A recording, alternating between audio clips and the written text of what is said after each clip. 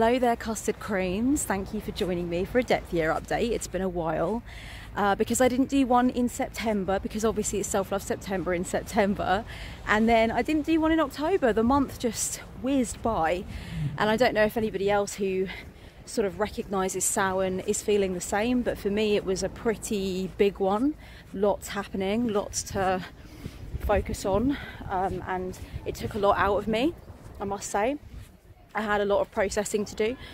So October, just kind of the end of October, the last sort of week and a half of it was really taken up with that, and that was when I was hoping to be able to get my next depth year update out. So there's been quite a bit of time gone by now, a couple of months at least, so I've got lots of things to catch you guys up on. And as always, I would love to know in the comments how you're getting on with your depth years, if you have been doing them. Let me know. It's definitely been an experience, I must say, and it's taught me a lot. And I think one of the main things I want to say about the depth year is that it's changed me permanently. It's changed the way that I think about certain things permanently, for definite. The way I think about how I spend my money, the way I think about what I need and what I don't need, what I really desire and what is probably just a very passing fancy that will very quickly not be a desire anymore at all. The way that I interact with the things that I already own. Just so many different thoughts that have come to normalise for me over the course of the year that I really don't think that they're ever going to leave me. They will forever form a part of my buying decisions, my budgeting decisions, my attitude towards money, which is really great because money is an area of major shadow for me. And it's an area that I've had a lot of problems in over the years, so anything that can contribute to the way that I feel about money in a positive sense is great. Sorry about this weird camera angle, darlings, but the sun is setting behind me, and as soon as I try and hold the camera upright, it's just, you're blinded by the light. Blinded by the light, wrapped up like a deuce, another runner in the night, blinded by... Sorry. Yeah, so one of the things I wanted to get into that has been a bit of a disappointment for me with the depth year update, and it's completely my own fault, it's something that I just didn't think about before I started, and it's something that is very typical for me, is that I never had any sense before beginning the depth year of what my outgoings are in various areas of my life. So it would have been better for me, I think, if I would have had some knowledge going into this of how much money I spent on decks in the previous few years, how much money did I spend on books in the previous few years. You know, all of these banned categories that I announced for my depth year, I have no knowledge of how much I was really spending in those areas anyway in the first place. So when it comes to how much of a saving I've made and what I've done with that money instead, that kind of knowledge is just sort of lost in the ether. So even though I'm really pleased with the fact that I'm doing a depth year, and it's definitely taught me a lot, it's definitely made me think differently about things, I wish I'd had some hard statistics going into it. And that's something that I would say for anyone who's considering it for 2020. If you can, if it's possible for you to do so, might be a good idea for you to get a sense of how much you've actually spent in the areas that you're going to be banning, your banned categories as it were. What have you spent, you know, across the last year, across the last 2 years, 5 years, depending on what kind of information you can get and how much sense it makes for you to gather that information.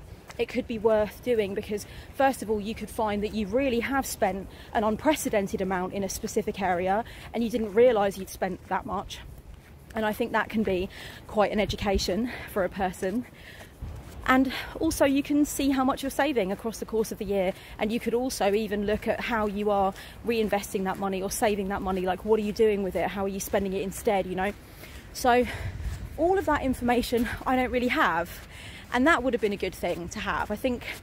But the thing is with me, it's typical of me not to keep that kind of information. And lately I have been thinking to myself that it would be really a great idea if I could have more of a sense of that overall. Basically, it's kind of fairly typical for me not to have access to that information. It's fairly typical for me not to find that kind of information particularly interesting. And it's fairly typical as well for me to find anything to do with numbers or maths or anything like that difficult. Just for clarity and for you to understand more what I mean, I have dyscalculia, which is basically like the numerical form of dyslexia. I have have certain issues with numbers that I've always had, and it doesn't matter how many times I try and get them into my mind, the mistakes always occur, and it's always a frustration. I get very nervous as soon as a conversation turns to talking about numbers. I have issues with specific numbers and issues with specific combinations of numbers, and I find maths to be really a bit of a minefield, a lot of a minefield. And I've always had these issues with like digital time and stuff like that. Obviously that issue does make it difficult for me sometimes to be proactive about collecting numbers together, really thinking through what I've purchased and, you know, what it all adds up to. But I do feel like if I was to have my depth year again, I would definitely try and go into it with some at least ballpark figures for what I spent in all of my band categories. And I do think it would be interesting for anybody going into it for 2020 to have that information. And I'd love to know, if you're doing a depth year, did you go into it with a rough idea of how much you spent in each of your band categories? Or like me, did you go in just not really thinking about calculating the saving? And do you kind of wish that you had thought now of figuring out what the saving is? Oh my goddess, this is so beautiful. We're going into sunset now, here on the east coast of the UK. One thing that I'd say the depth year has done is it has made me more curious about how much I spend, not only with my band categories, but basically across all aspects of life. I want to know how much I spend on subscriptions per month, how much I spend on recreation per month, how much do I spend on food. You know, these things really interest me. How much do I spend on travel? So now I've got this whole area of interest that was definitely not of interest to me before, and I'm thinking about things like that I normally would avoid thinking about, you know. I mean, it's useful to know certain things, like obviously I need to know how much I make per year and stuff, and I need to know what my expenses are, and I keep records of all that stuff. But even then, it doesn't really interest me. Like, I don't look year on year at the differences or anything like that. Anything that would be sort of a lot of dedication to looking at figures, I'm not interested in usually. But because of the depth year, it's become something I'm actually intrigued by. So that's cool. I feel like it's almost made me a bit more mature in a certain way, because I actually am interested in looking at these things, and also maybe, you know, looking at how I can make savings. So I never was interested in that shit before, like at all really. I actually started making a pie chart that would help me to break down the spending in all the different areas of my life, like bills, all of it, all of the like electricity, what I spent on food, everything, recreation, travel. What were the other things I had? There was a few other categories as well. But basically it became a little bit difficult and fiddly, and my dyscalculia started properly like kicking in. So what I'm going to do is I've decided that I'm going to use a couple of months. So I'm using the month of November and the month of December to actually track things as I go in various categories, and then what I'll be left with is the finished pie chart that will help me to understand roughly. Now obviously there's going to be some things that never change, like my subscriptions that I have to various different things is going to stay the same, so I'm always going to know that. But I would like to get an average over 2 or 3 months of what I spend on various other things. So this is just something that's blown my mind, because like I said, it's completely not me, and I think that's something the depth year has done for me, is it's made me tap into this desire to know and also to grow in the area of finances. And that is something that is yeah, that's something I can say is definitely positive and weird. Look at my illustrious greys. I earned those greys, baby cakes. I earned them, believe me, I really did earn them. Before I started filming this video today, I thought about how many things I've purchased from my band category since last time I spoke to you guys about this, and it's not very much at all. I caved with one book, and it was a particularly lovely children's book of mythology from all over the world, mythology and folklore, and I loved it. I couldn't leave the shop without it. Something in me just wanted and needed that book. I actually almost nearly caved with another book as well, and it was Debbie Harry's autobiography. But I was thinking to myself, do you know what, you can wait, you don't need that right now. And I talked myself through basically the reason why I'm doing a depth year in the first place, which is that I've got a stack of books. I've got a stack of things that need to be read, you know. It's not as if I have any shortage of books. In fact, I have too much of an abundance of them. The reason that that didn't work for me with the mythology book was that I knew that I'd keep that by my bed and I'd read, you know, little bits sort of as I go, and that's exactly what I have done. In fact, I started reading it on the bus home and I was crying because some of the myths were just so beautiful.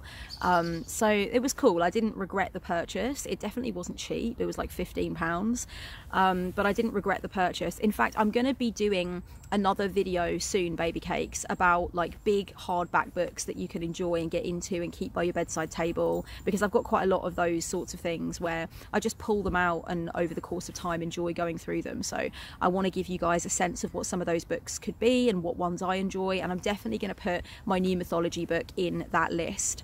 But yeah, I didn't cave with the Debbie Harry autobiography, so I'm pleased with myself for that. I bought one new box of tea, and the reason I bought that was because I was running out of tea, basically. I finished off a couple that had echinacea in them, and I didn't have any with echinacea in them anymore, so I was just like, okay, I need to grab one with echinacea in it. So I did that, so that's basically normal. Clothing, I have not purchased. I haven't purchased any clothing. I have let myself scour the charity shops one more time. But one thing about the depth year that's been really interesting for me is the consideration of the amount of space that I have for clothes. So if you guys have been following my depth year journey so far, you will know that I actually let go of the idea of clothing as a banned category, because I love shopping for clothing. I love hunting for secondhand clothing. I love vintage pieces. And I felt like that was an area where it wasn't really, I wasn't enjoying having it as a banned category. It wasn't something that I felt I was getting anything from. I actually wanted to go to a couple of vintage fairs that were on in the area, and I felt like, yeah, but why not? You know, I'm not going to buy anything that I don't really truly desire and don't really truly want. And I've always thought of myself as a collector of clothing. So I stopped having that as a banned category. But what's been really interesting is that since stopping having it as a banned category, I've been thinking to myself, you know what? Based on the amount of space you've got for new clothing, you need to slow down anyway. And you need to go through and actually curate your wardrobe, curate the collection, and think about what it is that you still want to keep and what you don't want anymore, just on the basis of space. And it's also led me to the decision that I am going to be moving to a bigger place next year, because I don't really want to be restricted from collecting the vintage pieces based on the amount of space I have, which is definitely running very low in the clothing department. So yeah, that's been interesting as well, as it's actually kind of led me to feel that it is high time that I moved into a bigger spot for my stuff, I think, as well. And that's not so I can buy an exorbitant amount of it, it's just so that I don't have to think of that as being a concern or something that stops me from purchasing an item that I really do love and want in my collection. Okay, so stationery, definitely haven't bought anything new in the stationery department apart from Filofax refills, which are completely allowed, and plastic wallets, which are completely allowed. Both of those I needed, and I didn't buy anything else at the same time. I didn't buy any pretty post-its, I didn't buy any pens, I didn't buy anything unnecessary, so I'm pleased with myself for that. One thing that was one of my banned categories was altar trinkets and, you know, knickknacks and things like that. I did fuck up once on that since last time we checked in, guys, and it was because I saw an Aphrodite statuette and I needed it. I straight up fully needed it. Well, you could say it's a Venus statuette because it's a model of, you know, Botticelli's Birth of Venus, woman coming out of the shell. But I think a lot of us also use it to represent Aphrodite. And some things have been going on for me with Aphrodite lately. It's been pretty interesting. And I just had a dream literally a night or two before I saw this statuette in a vintage shop, and I was just like, I wasn't even in there looking for anything for me. I was helping my friend to find some things for his girlfriend for her birthday. But I saw that statuette and I didn't even think about the depth year. You know, when, I don't know if any of you have had this experience, but there's certain times on a depth year where you just plain fucking forget that you're on a depth year. You see something and you're like, oh my goddess, it's destiny, it's got to be mine. Literally, oh my goddess, in my case.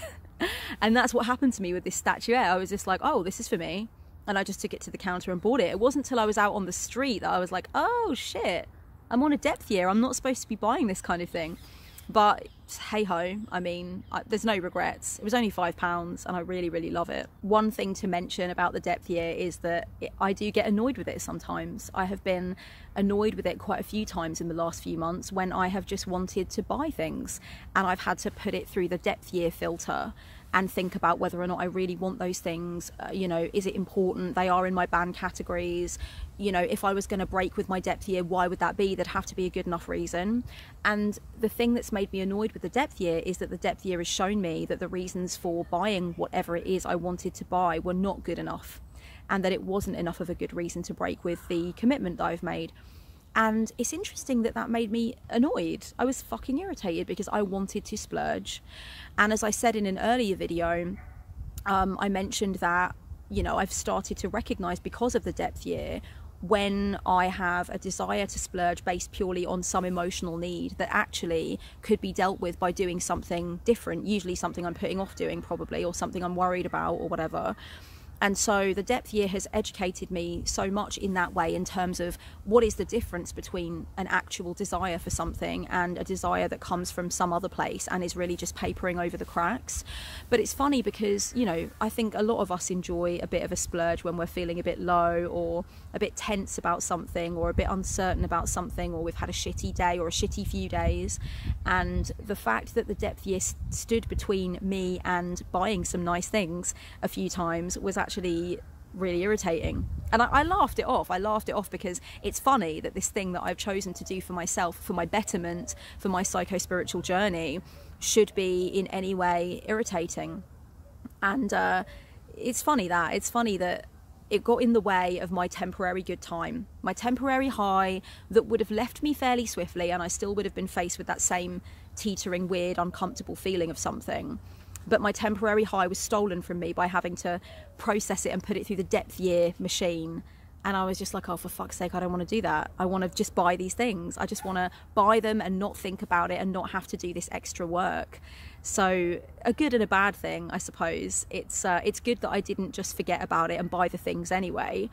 But at the same time, you know, it's annoying to be annoyed by something you're doing for your psycho-spiritual development. But it's not the first time I felt that way about something I'm doing to better myself, and it won't be the last time either.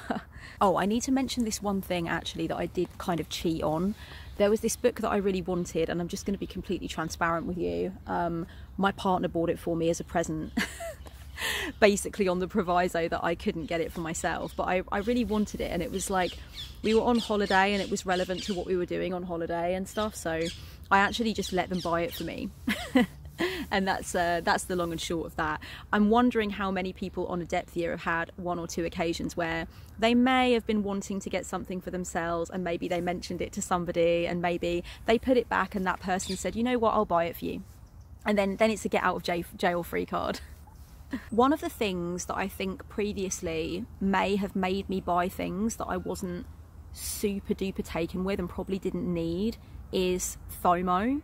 Because a lot of the time when I want to buy a book, it's a second-hand book, it's a vintage book, whatever. And the same with clothing. When I want to buy an item of clothing, it's second-hand, it's vintage, I'm never going to see that particular thing again.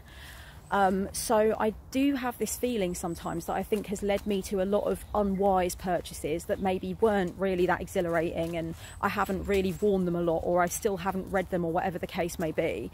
And it's that FOMO, it's that sense that, you know, it's not mass produced, that, you know, it's great to get things that are not mass produced and aren't like made in China and there's a million of them or whatever. That's really good. But at the same time, there's a shadow to that, isn't there? And the shadow is like the worry that if you don't buy it, it's going to go and you're never going to see it again. And it overstates the amount that thing is actually worth to you. It exaggerates how much it's worth to you. And so that's one thing that the depth year has really helped me to focus on quite a bit.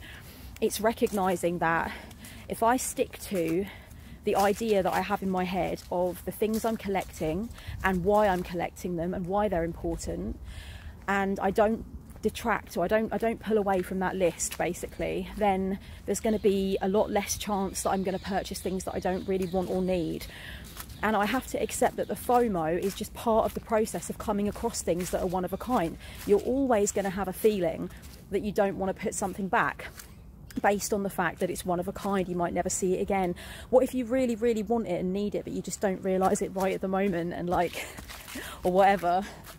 So it's one of them, really. You have to acknowledge that FOMO is going to be part of it. You're going to feel sometimes like you think you should get something because it's going to go and you're never going to see it again. And you just have to accept and acknowledge that, you know, you're going to feel that through your life if you're somebody who hunts for secondhand clothes or vintage clothes or rare books or whatever the case might be.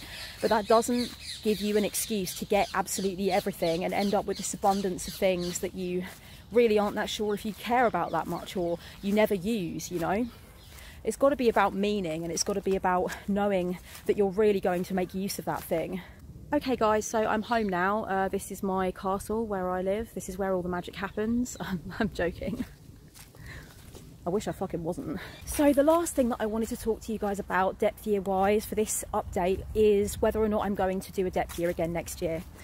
It's November, so I don't think I'm jumping the gun in thinking about this and wondering, you know, am I going to go forth into 2020 on another depth year or not? And I feel like basically I don't need to, because the depth year has done so much for me positive in terms of helping me to really assess what I'm buying, why I'm buying it, and helping me to really focus on interacting more with the things that I do have, and thinking about whether or not I've done that in an adequate enough fashion to be able to justify new purchases. And that's something that I do ask myself. So I don't think I actually need to do a depth year per se, which is cool, because I do want to do other things instead. I basically want to focus on a couple of other different series that will be based on things I'm focusing on for 2020. That's one thing the depth year's done for me that's really good, is it's made me feel that I want to focus on something a little bit different every year and examine how it helps me to grow, and then record my thoughts about that on the channel, because I've really had a lot of fun doing that with this depth year journey. It's been really interesting to actually have to think about what I'm going to put in these update videos, like what am I going to put in them and how am I going to make them useful for others. And I want to continue to do that in 2020, but with a couple of other different things. So I think one thing I'm going to do in 2020 is talk about my fitness journey a lot more, do a little Fit Witch kind of series where I talk about motivation and using magic and ritual with your journey of fitness and well-being, and I just like that idea. I like that idea in terms of something to motivate me and something to help me focus on my journey more, whilst also giving hopefully some interesting information and insights to you guys. And the other thing I think I might want to focus on for 2020 is really knuckling down with my morning pages and trying to figure out whether or not that is something that is super helpful to me, and is it something where I can really clearly see evidence of the benefits? I haven't fully decided on that yet. I might change my mind, but essentially what the depth year has done for me is it's made me realise how lovely it is to actually have things that I'm working on, that I'm checking in with, and that I'm also sharing with you guys. So that's definitely going to be something that I continue to do. But I think focusing overly on the depth year doesn't feel fully productive to me, because, as I said, I think the depth year is just sort of drilled certain things into me that are now going to be the case for me anyway. So, and that's a really wonderful thing. I'm so happy that it's happened that way. Okay, so that's all my updates about the depth year 2019 for me. I'd love to know how things are going with your depth years, and I'll see you in the next video. Much love, blessed be.